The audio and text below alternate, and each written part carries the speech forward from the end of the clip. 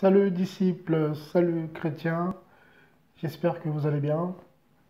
Bienvenue dans votre émission La Voix du Christ.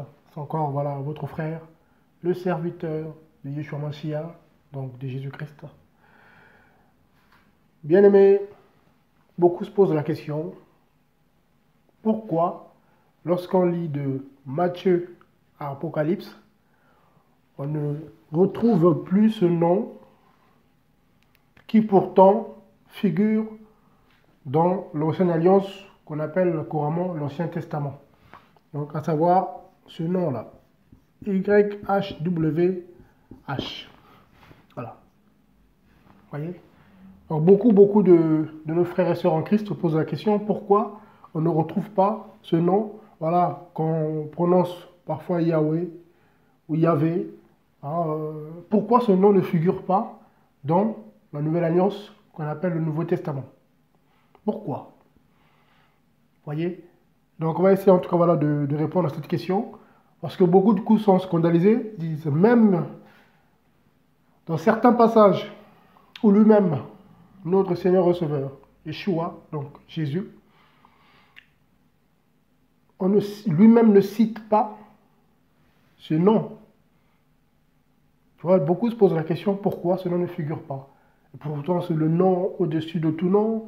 Et pourtant voilà, c'est le nom que notre Père Céleste a révélé à Moïse au Exode 3, 14 à 15 là-bas. Donc c'est un nom puissant, c'est le nom du Créateur. Et en gros c'est le nom, c'est même le nom du Père, du Fils d'Élohim, donc du Fils de Dieu. Voilà. Le Fils de Dieu, Jésus-Christ, donc Yeshua Mashiach, son Père s'appelle comme ça. Donc notre Père Céleste, son nom c'est ça. Et curieusement, ce nom ne figure pas dans le Nouveau Testament. Qu'est-ce qui s'est passé?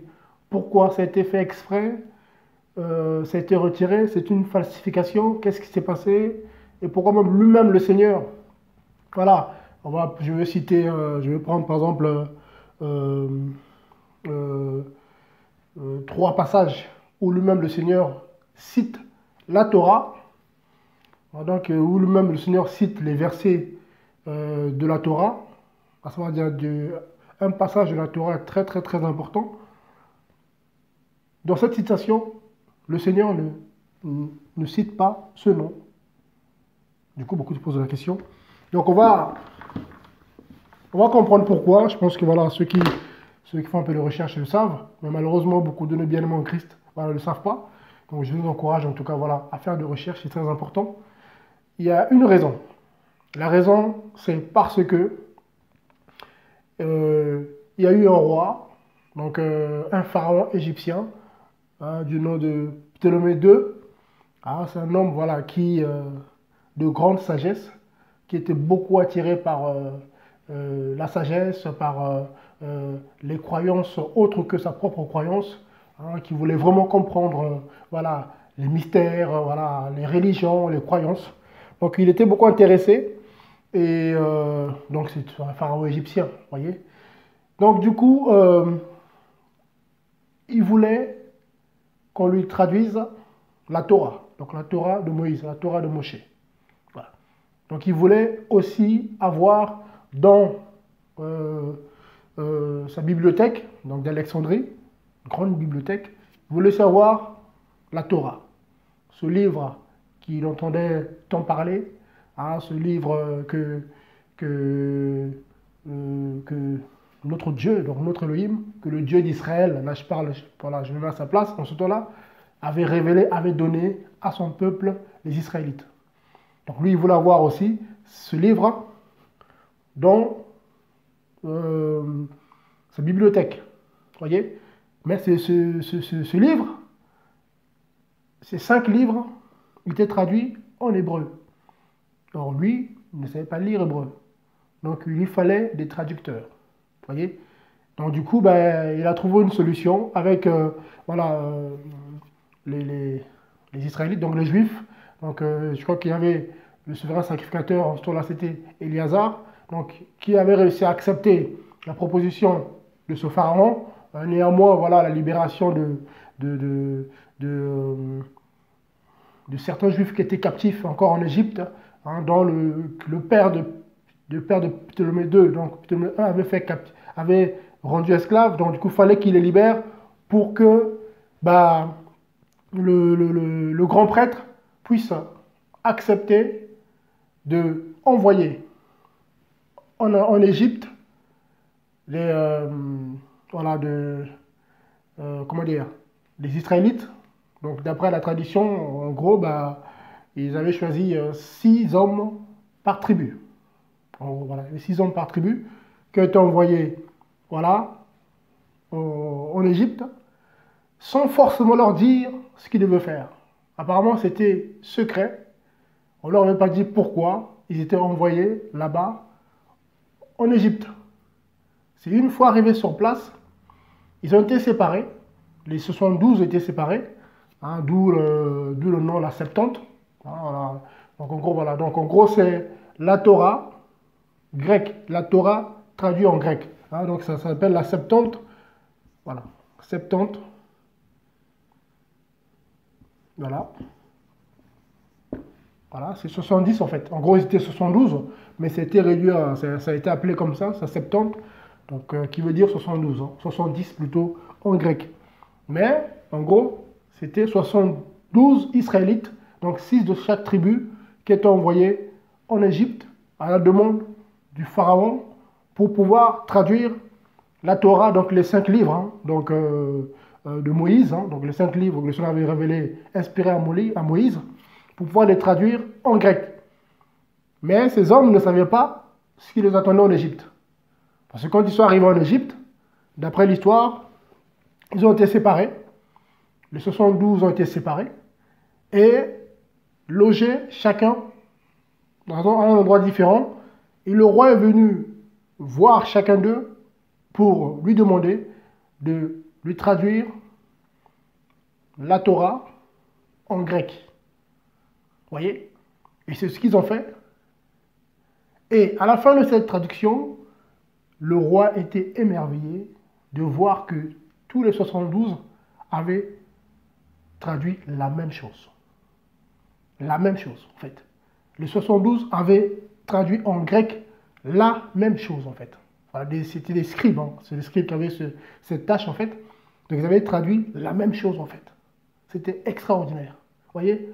Or, la seule différence qu'il y a entre la Torah et la Torah en hébreu et bien sûr la Torah en grec, donc on appelle la Septante, la grande différence qu'il y a, c'est la citation, c'est l'écriture du nom d'Elohim, du nom de Dieu. Donc le tétragramme, YHWH.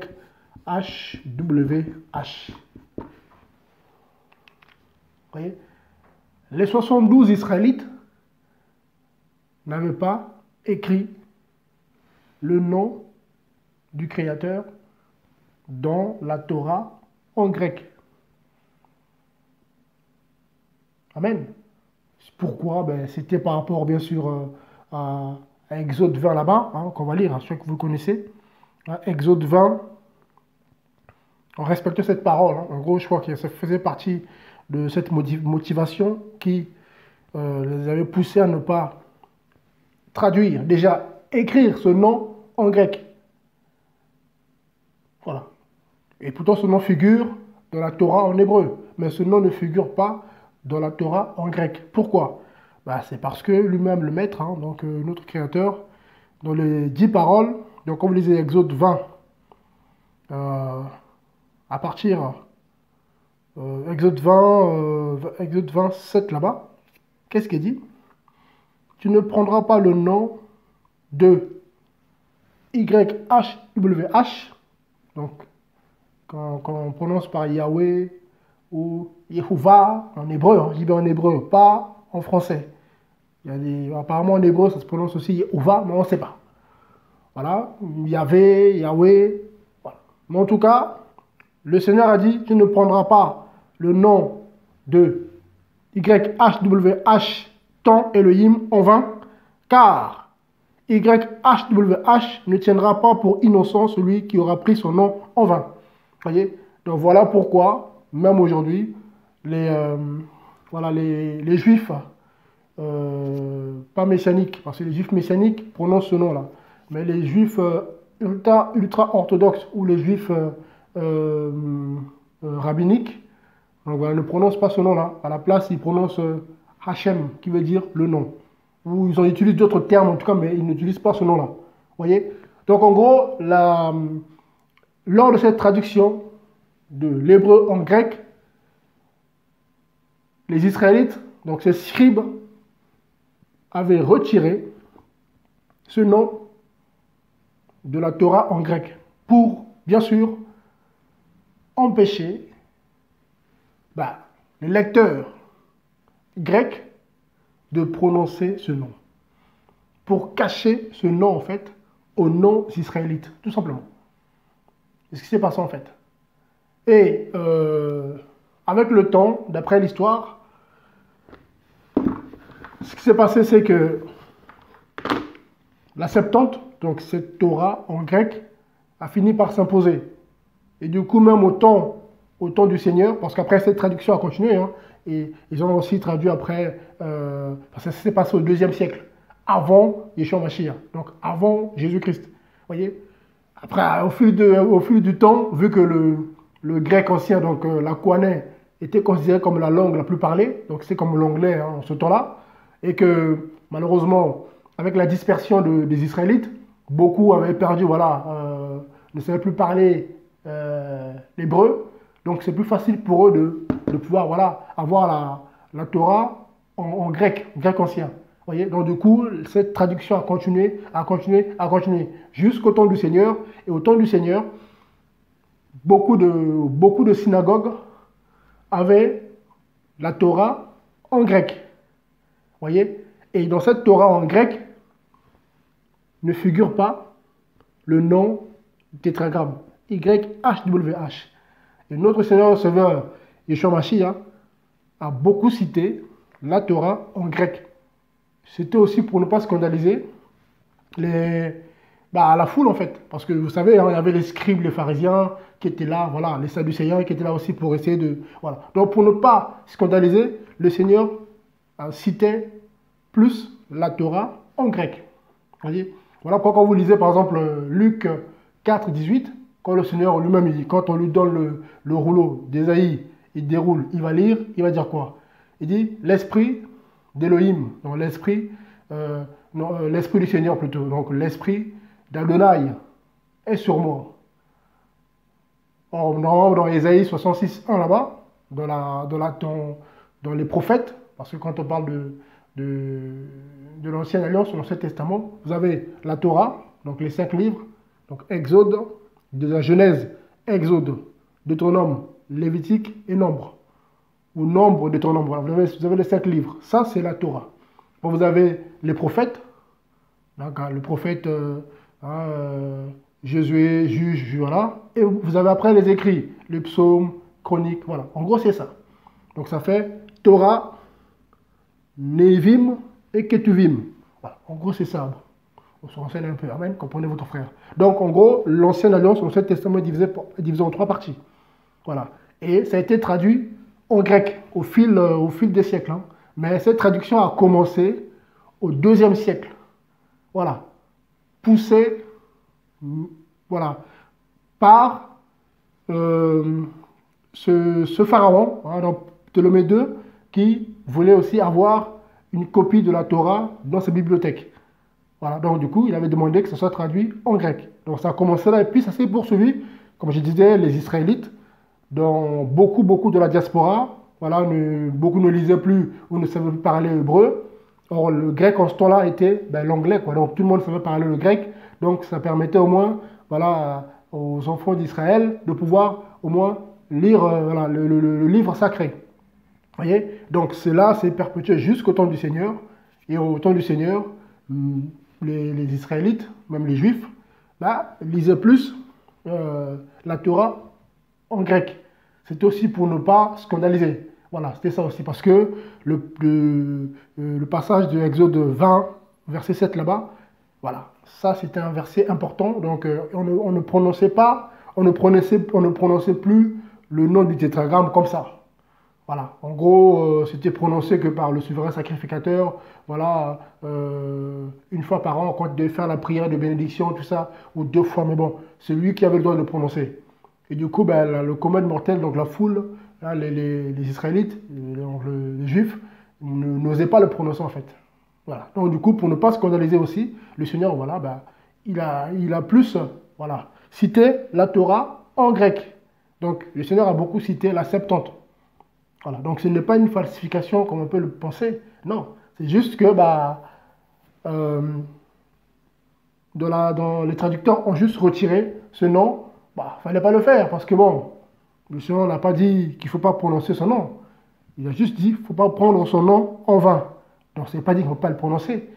Et c'est vrai qu'aujourd'hui, nous, quand on prononce ce nom-là, on dit Yahweh, comme ça, voilà, on le dit comme ça scandalise beaucoup, voilà, les juifs ultra-orthodoxes, ou les juifs orthodoxes, ou même les juifs rabbiniques, ou d'autres courants juifs, parce que pour eux, c'est dit, mais c'est quoi ces gens-là, quoi? Ils prononcent le nom du Créateur comme ça, voilà, or, le Créateur a dit que celui qui prononce son nom en vain, ben, on suivra les conséquences. Voilà, et c'est vrai qu'il faut faire attention. Voilà, on ne peut pas comme ça prendre le nom du Créateur en vain comme ça pour rigoler, frères et sœurs. Vous voyez. Pourquoi? Parce que ben, pour ceux qui ne le savaient pas, hein, voilà, pour ceux qui ne le savaient pas, parce que voilà, je pense que beaucoup de bien-aimés se convertissent aujourd'hui bah, à Jésus-Christ. Jésus-Christ, c'est une transcription. Jésus-Christ, c'est une transcription, voilà. Donc, voilà. En gros, normalement, en hébreu, c'est Yeshua. Voilà, non, c'est Yeshua. C'est Yeshua. Voilà, Yeshua, donc, Yeshua. Donc là, Yeho, c'est le diminutif hein, du tétragramme. Bon, je vais écrire rapidement. Voilà. Donc Yeho, c'est la forme raccourcie du tétragramme qu'on a aussi traduit l'Éternel, mais bon, ça a été traduit plus tard. Donc en gros, c'est ça. Et Shua, c'est simplement salut ou délivrance. Voilà. Shua, c'est salut, sauveur, délivrance. Donc du coup, ça donne le tétragramme est salut et délivrance. Donc c'est ça en fait qui veut dire Yeshua, qui veut dire Jésus. Et Christ, c'est le Mashiach, le Messie. Vous voyez? Donc en gros, Exode 20, 7 est toujours d'actualité. Parce que dans Jésus, il y a ce nom-là, le nom du Créateur. Vous voyez? Il y a le nom du Père Céleste en fait. Donc on ne peut pas prendre ce nom en vain. Donc ceux qui prononcent Yeshua, tort à travers Jésus, Jésus comme ça, en vain, ben attention. Voilà. Parce que ce nom-là, il faut le sanctifier. Le Seigneur a dit quoi? Notre Père qui est aux cieux, que ton nom soit sanctifié. Voilà. Et le nom du Père, du Fils d'Élohim, donc du Fils de Dieu, c'est ça. Le nom du Père de Jésus-Christ, c'est le tétragramme. Voilà pourquoi le Fils s'appelle Yahweh Salut. Parce que le Fils porte le nom de son Père. Le Fils a hérité du nom de son Père, selon Hébreu 1 là-bas. Là. Vous voyez bien aimé? Donc en gros, c'est ça. Vous voyez? Donc, ce n'est pas en fait... voilà, parce que beaucoup ne comprennent pas. Parce que quand vous lisez l'Ancienne Alliance, donc l'Ancien Testament, par exemple, quand vous prenez, je prends un exemple, pour que ce ne soit pas trop long, quand vous prenez par exemple, voilà, Luc 4, 18, quand vous lisez dans l'Ancien Testament, l'Ancienne Alliance, pour qu'on se comprenne bien, c'est écrit quoi? C'est écrit différemment parce que, avec le temps, il y a eu des traductions qui sont passées de l'hébreu en français ou de l'hébreu même en grec en dehors de la Septante. Vous voyez, voilà, parce que le monde a évolué. Donc, il y a eu des traductions qui sont passées de l'hébreu, donc de la vraie Torah, en d'autres langues. Donc, en français, voilà, en espagnol. Et du coup, ben là, dans ces livres-là, figure ce nom. Ça n'a pas été retiré. Voilà pourquoi nous, aujourd'hui, on peut voir ce nom figurer dans l'Ancienne Alliance. Or, de la Septante, ça ne figure pas. Voilà, vous voyez, je prends deux exemples. Par exemple, déjà, par exemple, Luc 4, 18, vous allez voir que ce nom a été complètement retiré. Oui, ce nom a été retiré dans ce passage-là. Il a été retiré. Regardez. Luc 4, 18, qu'est-ce qui est écrit? Ici, c'est le Seigneur qui parle. Hein. Regardez. Regardez. À partir du verset 16, pour qu'on se comprenne bien. Il se rendit à Nazareth, où il avait été élevé, et selon sa coutume, il entra dans la synagogue le jour du sabbat. Et dans les synagogues, comme je disais, en ce temps-là, il y avait plus la Torah en grec, donc la Septante. Vous voyez? Regardez la suite. Donc la Torah et aussi bien sûr les autres écrits, les prophètes. Parce qu'ici le Seigneur ne lit pas la Torah. Voilà. Il ne lit pas mais il lit le prophète ici, Isaïe. Voilà. Alors, quand je dis bien la Torah, normalement c'est les 5 livres. Hein. Donc j'ai parlé de Genèse, Exode, Lévitique, Nombre, Deutéronome. Voilà. En gros c'est ça. Ça c'est la Torah. Après il y a les prophètes. Après il y a les écrits, les histoires, donc le psaume, tout ça. Vous voyez? Donc c'est le Seigneur, on va lui donner le rouleau d'Ésaïe. Regardez la suite. Et il se leva pour faire la lecture.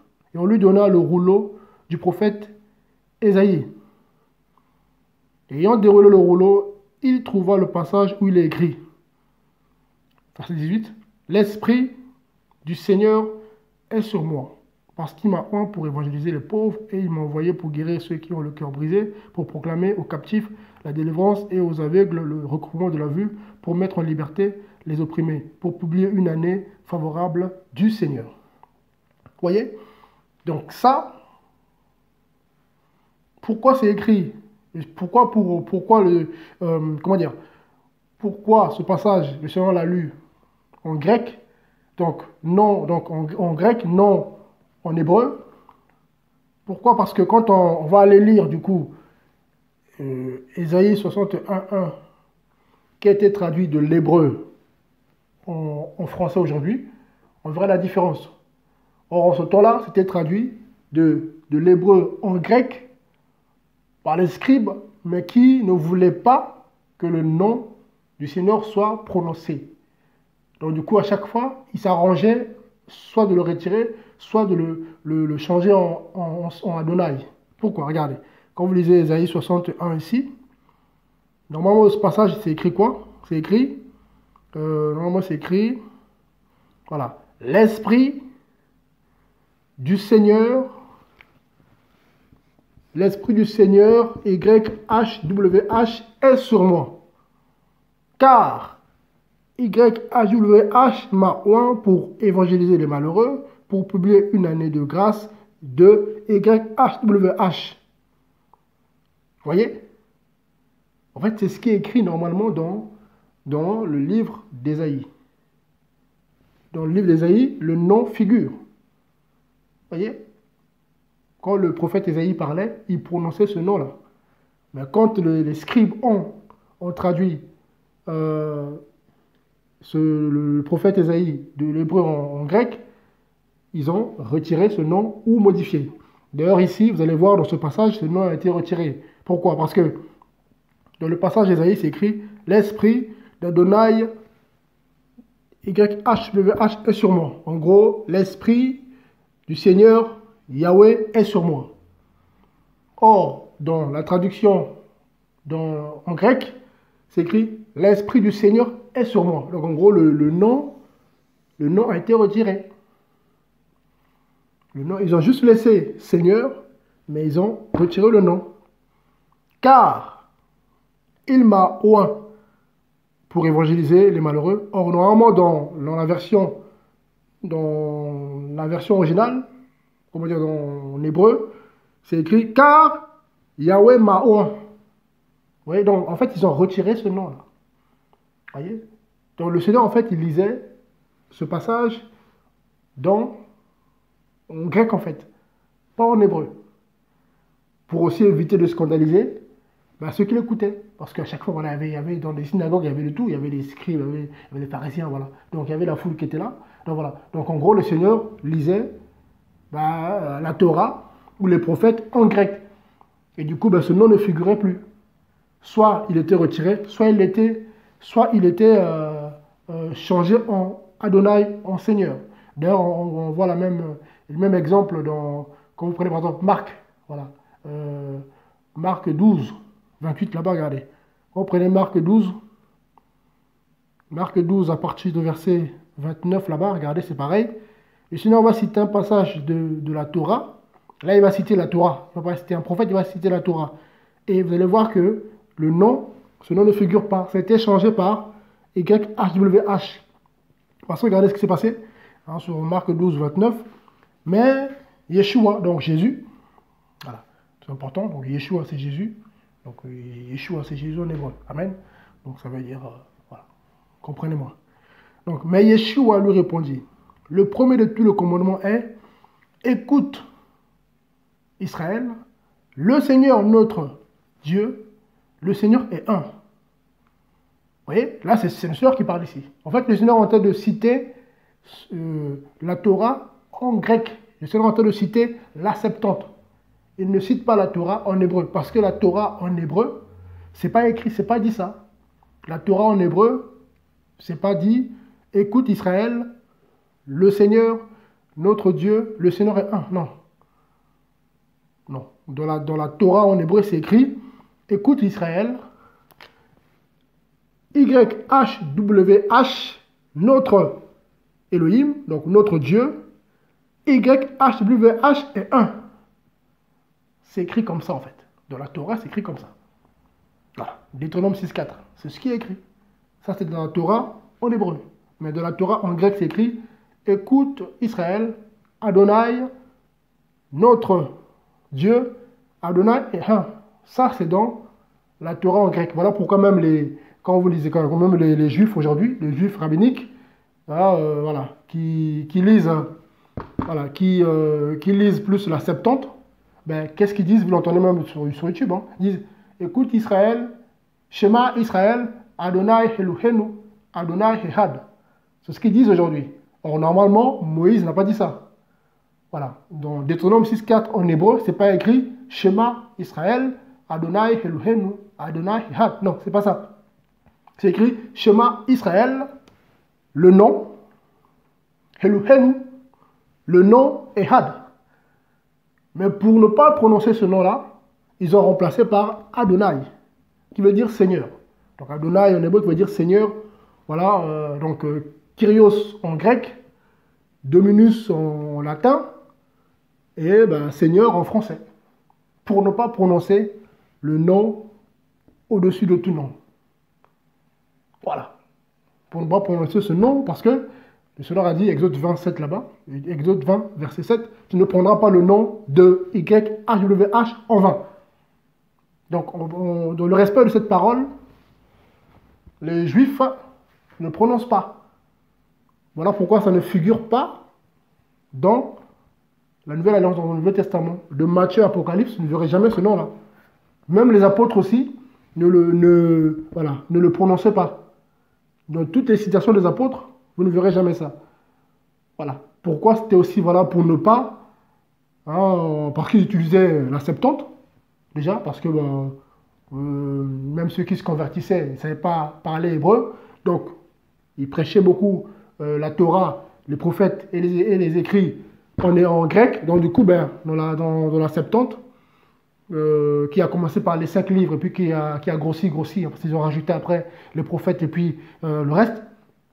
Donc du coup, ce nom a été remplacé par Kyrios, en grec, qui veut dire Seigneur. Voilà. Soit elle a été retirée, comme en Luc 4, 18. C'était retiré parce que dans Luc 4, 18, le nom est précédé par le titre Seigneur.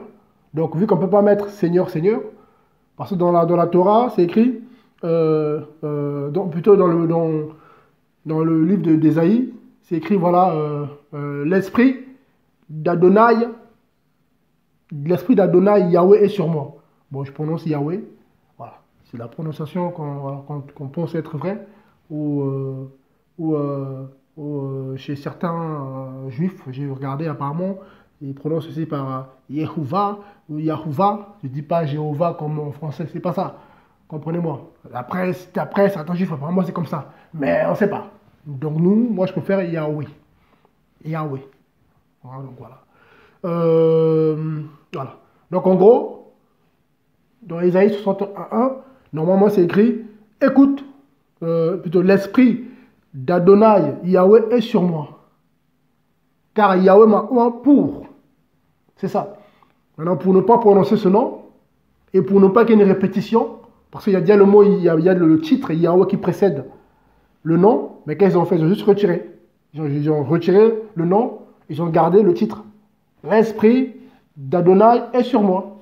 Et le nom a disparu, a été retiré par les scribes, ceux qui ont continué à traduire tout le livre sacré, hein, donc la Torah, les prophètes et puis les écrits, l'histoire, ils ont retiré ce nom. Ou ils l'ont changé par Adonai. Vous voyez? Voilà quand même lui-même, le Seigneur, quand vous lisez, voilà, même dans Matthieu 4, la tentation, c'est pareil. Voilà. Il est écrit, voilà, tu ne tenteras pas le Seigneur ton Dieu. Tu ne tenteras pas Adonai ton Elohim. Mais en réalité, il y a le nom. Il y a le nom qui est là. C'est dans Deutéronome 6, là-bas, pareil. Voilà. Normalement, il y a le nom qui... Voilà. Mais le Seigneur répétait la Torah en grec. Voilà. Voilà pourquoi vous pouvez voir les différences. Mais pourquoi, quand on lit l'Ancien Testament, pour qu'on se comprenne bien, on voit que c'est écrit YHWH, qui a été traduit par l'Éternel. Hein, c'est été traduit par l'Éternel, mais bon, je trouve que c'est quand même un peu limite. Parce que Yahweh, donc, oui, Elohim, ou Dieu est éternel, donc non, il est plus qu'éternel, frères et sœurs. YHWH, c'est lui qui est la base de l'éternité. Voilà, il est au-delà de l'éternité. Il est plus qu'éternel. Avant même que l'éternité commence, il était déjà. Oui, je comprends la notion, oui, mais Dieu est éternel, oui, mais il est plus que ça en fait. Donc le réduire tout ça, c'est juste pour aussi ne pas prononcer. Hein. Ça arrivait après aussi. Ça arrivait après. Ça a été changé aussi juste après le Seigneur. L'éternel, ça a été modifié après Jésus-Christ, après Yeshua Mashiach. Toujours par la pression des juifs ultra-orthodoxes, les juifs rabbiniques qui ont mis la pression, voilà, au père de l'Église. Oui, mais pour éviter des problèmes avec le juif, voilà, parce que pour eux, c'était inimaginable d'entendre, voilà, des goy, des païens, soit des hommes chrétiens, prononcer le nom comme ça. Ils se sont dit, bon, s'il vous plaît, trouvez une solution, mettez-moi autre chose, mettez-moi éternel, au moins, voilà. Donc, du coup, je pense qu'il voilà, y a eu peut-être des arrangements comme ça, mais il faut que je me renseigne un peu, mais ça a été changé par éternel. Parce que si on ne connaissait pas aussi la prononciation, c'est vrai aussi, voilà. Voilà. C'était aussi un problème de prononciation. Parce que nous, on dit Yahweh, il y en a qui disent Yahvé, il y en a qui disent, voilà. Voilà. Voilà. Quand le Seigneur se révèle à nous, il utilise Yahweh. Voilà. Ça, je vous dis, quand on prie, quand le Seigneur nous parle, il dit, moi, Yahweh, Yeshua, Mashiach. Donc, pour nous, on dit que c'est ça. Yahweh, ça tient aussi. Vous voyez? Mais, vu qu'il y a eu des débats par rapport à ça, oui, mais c'est pas comme ça, bon. Du coup, ils ont mis éternel, ils ont trouvé un compromis. Mais ça, c'est une invention humaine. Ce n'est pas du Seigneur, en fait. On n'a jamais demandé qu'on puisse traduire son nom, transcrire son nom en éternel. Là, c'est blasphématoire, c'est terrible. Voilà, moi, je préfère ne pas le prononcer, à la limite, je ne sais pas, ou ne pas l'écrire, que de le modifier en éternel. Mais le Seigneur est bon, il comprend. Il comprend, mais toi qui dis éternel aujourd'hui, c'est que tu ne sais pas. C'est pas toi qui as fait ça. Il sait que c'est lui que tu parles au Seigneur. Oui, c'est vrai. Mais le Seigneur n'a jamais dit à Moïse, en Exode 3, 14 à 15 là-bas, que je suis éternel. Non. Je suis qui je suis. Voilà. Il dit encore que je suis YHWH. En gros, dans ce nom-là, il y a celui qui était, celui qui est, celui qui vient. En gros, c'est ça, celui qui est toujours. Je suis. C'est ça, en fait, le mot. Je suis. Et du coup, vu que c'est je suis, donc c'est éternel. Non. C'est plus profond que ça, en fait. Et l'éternel, c'est trop simplifié, quoi. C'est vraiment simplifié. Voilà, notre Créateur, en fait. Notre Père Céleste. C'est trop, non, c'est trop simplifié, le Seigneur. Amen. Donc, voilà un peu ce que je vais vous partager. Donc, cette différence, en fait, est due à la Septante. Donc, voilà, donc la Septante. Bon, pour ceux qui n'écrivent pas bien. Voilà pourquoi vous ne trouverez jamais le nom du tétragramme. Voilà, donc, le tétragramme, donc YHWH, de Matthieu Apocalypse. Voilà. C'est juste à cause de ça. Amen. Mais, du du coup, ben, ce nom, on ne le trouve pas écrit comme ça. Ça aussi, il faut le préciser. On ne le trouve pas écrit comme ça. Voilà, c'est ça aussi. Hein. On ne le trouve pas écrit comme ça. Et du coup, il y en a qui peuvent penser qu'il ben, n'y est pas. Voilà, on ne le trouve pas comme ça, de Matthieu Apocalypse. Non. On va dire, ben, oh, mais ce nom, il n'y est pas. Si, il y est. Il y est. Parce que le Fils porte le nom de son Père. Voilà pourquoi, ben, j'ai écrit tout à l'heure, ce nom il y est parce que Jésus, donc Jésus, Yeshua, veut dire simplement Y-H-W-H, un salut. Voilà. Voilà. Yahweh salut, Yahweh délivrance. Voilà. C'est ça en fait. Ça donne Jésus. Ça donne aussi Josué aussi. Voilà. Josué, c'est pareil. Voilà. Parce que d'après les écrits, hein, celui qui voilà, m'a porté ce nom là dans le nombre là-bas. Là. Moïse a reçu la révélation. Du coup, Osée est passé, Osée est devenu Josué. Voilà. Voilà. Osée est devenu Josué. Parce que voilà. C'est ça en fait. Parce que Osée, c'est juste salut. Et Josué, c'est Yahweh salut. Moïse a rajouté une lettre en hébreu. Et c'est une belle langue. En tout cas, je vous encourage à apprendre l'hébreu. Parce qu'il y en a qui vont apprendre l'anglais, c'est bien. Mais franchement, apprenez l'hébreu, c'est pas mal. Voilà. Mais moi, je n'apprends pas encore pour l'instant. Mais voilà, j'aimerais bien, voilà, si ça me permet, j'aimerais bien apprendre l'hébreu. Pour voilà. Voilà, parce que c'est une langue qui est profonde. Mais bon. Après, il y a plusieurs hébreux. Il y a l'hébreu d'aujourd'hui. Il y a aussi l'hébreu ancien. Donc, il y a des nuances. Mais déjà, voir les bases, c'est pas mal. Quoi. Amen. Donc, voilà un peu. J'espère que voilà, j'espère que vous m'avez compris. Hein, donc, la Septante. Donc, c'est la première fois que la Torah a été traduite en grec. Donc, la Kohané, c'est le grec ancien qui était parlé. Voilà. C'était l'anglais en ce temps-là, quoi, pour se faire comprendre. Et voilà. Donc, par les 72, hein, les 72 hommes d'Israël qui ont fait voilà, un exploit énorme. Ils ont traduit la même chose. C'était magnifique. Je pense que c'était beau à voir. 72 personnes qui ont écrit la même chose. Pareil. Extraordinaire. Et les 72 n'ont pas écrit le nom du tétragramme. Vous voyez, les 72 n'ont jamais écrit ce nom-là. Voilà, en fait, en gros, ils l'ont caché, quoi. Ils l'ont caché. En gros, c'est ça. Ils n'ont pas voulu que ce nom-là soit blasphémé, donc ils l'ont caché, voilà, aux non-israélites, ou à ceux qui ne savent pas lire hébreu, ils l'ont caché. Voilà. Et ça a bien marché. Hein, voilà. Voilà, donc, voilà, bien aimé. Donc, ceux qui ont des questions, n'hésitez pas. Voilà, le coordonnées sont en bas. Voilà, et puis, donc c'est votre émission, La Voix du Christ. Donc, la voix du Messie, la voix du Mashiach. Donc, en tout cas, bien aimé, soyez encouragés. En tout cas, persévérez, s'il vous plaît. Le Seigneur revient bientôt. Les signes sont là. Les choses vont encore s'accélérer. Voilà, le combat va devenir de plus en plus dur. Donc, il est temps, en tout cas, de vous lever. Voilà, ceux qui ont besoin de se repentir, repentez-vous. Ceux qui doivent abandonner le mal, faites-le. Ceux qui étaient dans un pied dedans, un pied dehors, s'il vous plaît, remettez l'autre pied qui est dehors, dedans. Voilà, que ceux qui étaient tièdes, voilà, se réveillent, se lèvent avec l'aide du Saint-Esprit. Je pense que voilà, ça va aller mieux. Amen.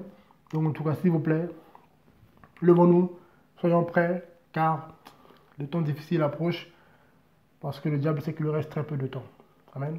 En tout cas, que la grâce et la paix de notre Père Céleste, YHWH, vous soient multipliés au nom puissant de Yeshua Mashiach, donc Jésus-Christ. Amen. À la prochaine, merci. Soyez bénis. Au revoir, merci.